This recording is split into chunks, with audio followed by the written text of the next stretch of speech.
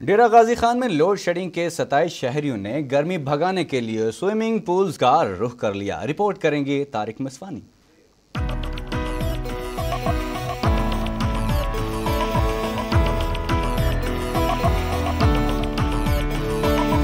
ڈیرہ غازی خان میں سورج کی شوخیاں توبہ توبہ، گرمی تو جان لینے آن پہنچی۔ گرمی کا پارا ہائی ہوا تو نازک مزاج شہری ٹھنڈے ٹھار پانی میں نہانے کے لیے سوئمنگ پول پہنچ گئے۔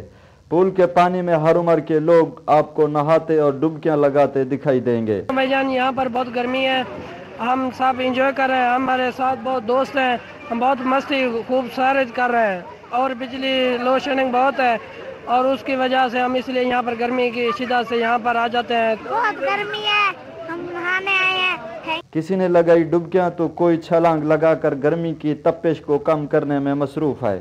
بچے بھی اپنے بڑوں کے ہمراہ کپڑوں میں غبارے ڈال کر تیرنے کے مزے لے رہے ہیں۔ دوسری جانب موسم کی خبر دینے والوں نے مزید 3 دن تک گرمی کی شدت برقرار رہنے کی پیش گوئی کی ہے۔ کیمرہ ٹیم کے ہمراہ طارق مصفانی، ATV نیوز۔